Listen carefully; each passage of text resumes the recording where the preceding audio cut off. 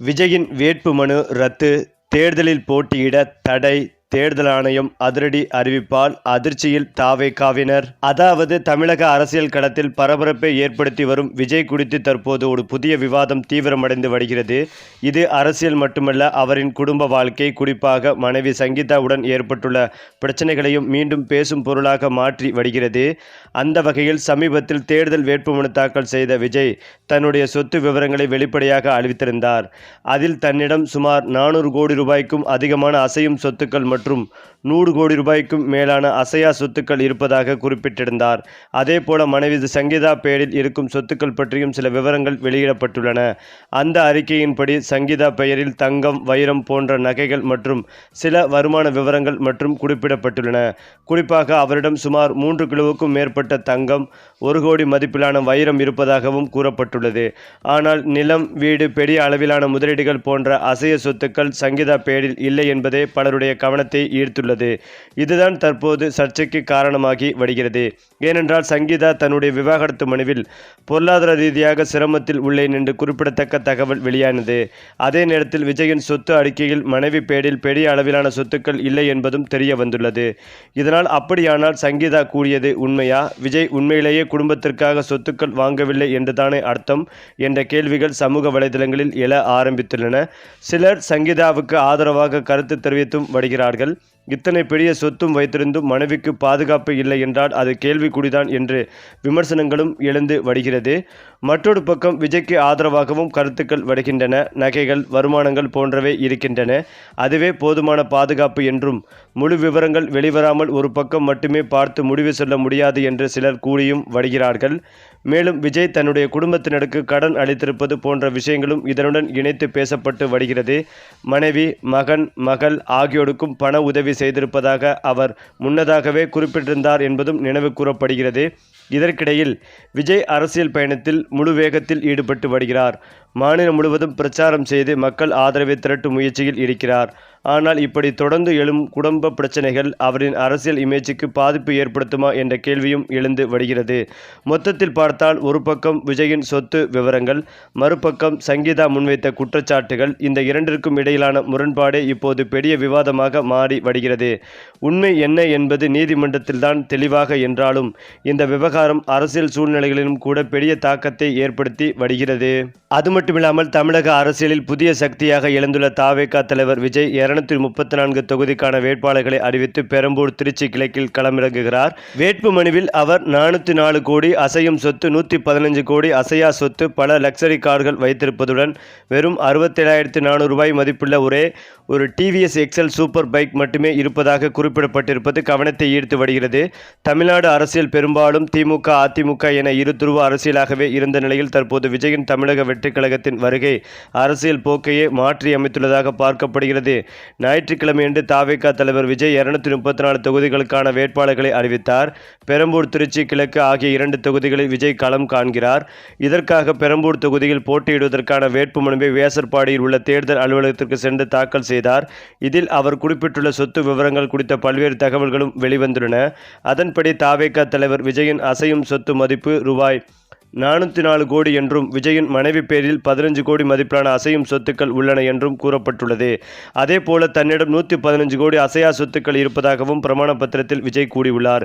மேலும் தன்னிடம் 2 BMW, லக்ஸஸ், Toyota welfare, Maruti உள்ளிட்ட கார்கள் சொந்தமாக இருப்பதாக விஜய் கூறியுள்ளார்.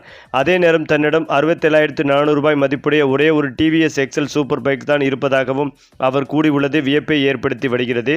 இதை தவிர தன்னுடைய தந்தை எஸ். ஏ. சந்திரசேகருக்கு 3 கோடியும், தாயார் சோபாவுக்கு 87 லட்சமும், மனைவி சங்கீதாவுக்கு 12 கோடியும், மகன் சேசனுக்கு 8,78,000 மகள் திவ்யாவுக்கு 4 லட்சம் ரூபாய் கடனாகவும் வழங்கியுள்ளது விஜய் குறிப்பிட்டுள்ளார். இதுபோக தாவேகா பொதுச் செயலாளர் என். ஆனந்திற்கு 3 கோடி கடன் கொடுத்துள்ளதாகவும் தாவேகா தலைவர் விஜய் தாக்கல் செய்துள்ள வேட்புமனுவில் திடீர் பரபரப்பு ஏற்பட்டு வருகிறது.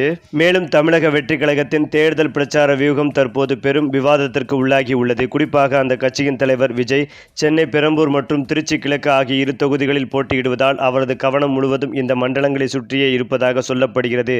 ஒரு நாளில் 4 தொகுதிகளுக்கு தொகுதிகளுக்கு திட்டம் போட்டு அதில் 2ஐ ரத்து செய்ய வேண்டிய கட்டாயத்திற்கு தள்ளப்படுவது அவருடைய பிரச்சார மேலாண்மையில் உள்ள சுணக்கத்தை காட்டுகிறது. தேர்தல் நெருங்கும் வேளையில் 234 தொகுதிகளையும் சென்றடைய வேண்டிய கட்டாயத்தில் இருக்கும் ஒரு புதிய கட்சிக்கு 20 நாட்கள் என்பது சென்னை முதல் திருச்சி வரை மட்டுமே போதுமானதாக இருக்குமா என்ற சந்தேகம் அரசியல் விமர்சகர்களிடையே எழுந்துள்ளது. பிரச்சார திட்டமிடலில் ஏற்படும் இந்த சொதப்பல்கள் தொண்டர்கள் மத்தியில் சோர்வை ஏற்படுத்தி உள்ளது. காவல்துறையின் அனுமதி மறுப்பு மற்றும் பாதுகாப்பு காரணங்களை சுட்டிக்காட்டி வில்லிவாக்கம் போன்ற முக்கிய இடங்களின் பிரச்சாரங்கள் ரத்து செய்யப்படுவது தாவேகாவின் கள ஒருங்கிணைப்பு ஒன்றும் முழுமையடையவில்லை என்பதையே உணர்த்துகிறது. ஒருபுறம் ஆளும் கட்சியின் முட்டுக்கட்டைகள் காரணமாக சொல்லப்பட்டாலும் மறுபுறம் திட்டமிட்டபடி இடங்களை தேர்வு செய்வதிலும் உரிய நேரத்தில் அனுமதிகளை பெறுவதிலும் தாவேகாவின் தேர்தல் பிரிவு கோட்டை விடுத்து வருவதாகவே தெரிய வருகிறது. இது வெறும் நிர்வாக குறைபாடா அல்லது அரசியல் அனுபவமின்மையா என்ற கேள்வியை தவிர்க்க முடியவில்லை. அதிமுகவிலிருந்து விலகி தாவேகாவில் இணைந்த கே.ஏ. செங்கோட்டையன் போன்ற மூத்த தலைவர்கள் கட்சியில் இருக்கும் போது இத்தகைய அடிப்படை தவறுகள் நடப்பது பலரையும் ஆச்சரியத்தில் ஆழ்த்தி வருகிறது. 50 ஆண்டுகால அரசியல் அனுபவம் கொண்ட செங்கோட்டையன் ஜெயலலிதா காலத்து பிரச்சாரங்களையே விரல் நுனியில் வைத்திருப்பவர். அவர் முன்னின்று வழிநடத்தியும் விஜயின் பயண திட்டத்தில் ஏன் இத்தனை குளறுபடிகள் ஏற்படுகின்றன என்பது புரியாத புதிராகவே உள்ளது. செங்கோட்டையனின் ஆலோசனைகள் முறையாக கேட்கப்படுகின்றனவா அல்லது விஜயை சுற்றி இருக்கும் புதிய ஆலோசகர்களின் பிடிவாதத்தால் இந்த சிக்கல்கள் எழுகின்றனவா என்ற விவாதம் கட்சிக்குள் புகைந்து கொண்டிருக்கிறது. நேரம் என்பது ஒரு தலைவருக்கு தேர்தலில் மிக முக்கியமான மூலதனம். ஒரு நாளில் 4 தொகுதிகளுக்கு திட்டமிடும் போது போக்குவரத்து நெரிசல் மற்றும் பொதுமக்களின் வரவேற்பு ஆகியவற்றை முன்கூட்டியே கணிக்க வேண்டும். ஆனால் முதல் நாள் பிரச்சாரத்திலேயே நேர மேலாண்மை தவறியதும் பல இடங்களுக்கு செல்ல முடியாமல் போனதும் விஜயின் இமேஜுக்கு சில இடங்களில் பின்னடைவை ஏற்படுத்தி வருகிறது. மக்களை காணப்போவதாக சொல்லிவிட்டு கடைசி நேரத்தில் பயணத்தை ரத்து செய்வது அந்தந்த தொகுதி வேட்பாளர்களை பலவீனப்படுத்தும் செயலாகும். வெறும் வேன் பிரச்சாரத்தையே முழுமையாக முடிக்க முடியாமல் தவிக்கும் சூழ்நிலையில் மாபெரும் பொதுக்கூட்டங்களை எப்படி ஒருங்கிணைக்கப் போகிறார்கள் என்ற கவலையும் எழுந்து வருகிறது. இதனால் விஜய் என்ன செய்ய போகிறார் என்பதே இப்போது மில்லியன் டாலர் கேள்வியாகவே இருந்து வருகிறது. சென்னை மற்றும் திருச்சியை தாண்டி மற்ற மாவட்டங்களில் உள்ள வேட்பாளர்கள் விஜயின் வருகைக்காக காத்திருக்கிறார்கள். மேற்கு மற்றும் தெற்கு மாவட்டங்களில் தாவேகாவின் செல்வாக்கை நிலைநிறுத்த அவர் இன்னும் அதிக தூரம் பயணிக்க வேண்டி வருகிறது. அதேபோல் இப்போதிருக்கும் வேகத்தில் சென்றால் தேர்தலுக்குள் பாதி தொகுதிகளை கூட அவர் தொட முடியாது என்பதே கசப்பான உண்மை. எனவே தன்னுடைய பிரச்சார வடிவத்தை மாற்றி பல தொகுதிகளை இணைத்து ஒரு பொதுவான இடத்தில் உரையாற்றும் மெகா பேரணி முறையை அவர் கையாள வேண்டியது காலத்தின் கட்டாயமாகும். இந்த சூழ்நிலையில்தான் திடீரென தேர்தல் விதிமுறைகளை மீறியதாக தாவேகா தலைவர் விஜய் மீது 5 பிரிவுகளில் வழக்கு பதிவு செய்யப்பட்டுள்ளது. இது ஒட்டுமொத்த தாவேகாவினருக்கும் அதிர்ச்சிகளை ஏற்படுத்தி வருகிறது.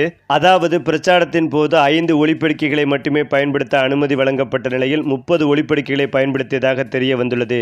மேலும் 500 பேர் மட்டுமே கூடுவார்கள் என்று அனுமதி கோரப்பட்ட நிலையில் 5000க்கும் மேற்பட்ட அதிகமானோர் கூடியுள்ளனர். இதேபோல பெரம்பூரில் விஜயின் பிரச்சாரத்தின் போது மருத்துவமனை சென்றவர் ஆட்டோ ஓட்டுநர் தனியார் நிறுவன ஊழியருக்கு வழிவிடாமல் அவதூறாக பேசியதாக அளிக்கப்பட்ட புகாரில் தாவேகா மாவட்ட செயலாளர் சிவா, நிர்வாகி சவுந்தரராஜன் உள்ளிட்டோர் மீது எம்கேபி நகர் காவல்துறையினர் 3 வழக்குகள் பதிவு செய்துள்ளனர் என்பதும் குறிப்பிடத்தக்கது. இப்படிப்பட்ட நெருக்கடியான சூழ்நிலைதான் ஒரு பக்கம் விஜயின் வேட்புமனுவும் சங்கீதாவின் சொத்து மதிப்பு விவகாரமும். இதனால் விஜயின் வேட்புமனு ரத்து செய்யப்பட வாய்ப்பிருப்பதாகவும் அதிர்ச்சி தகவலும் வெளிவந்து கொண்டிருக்கிறது.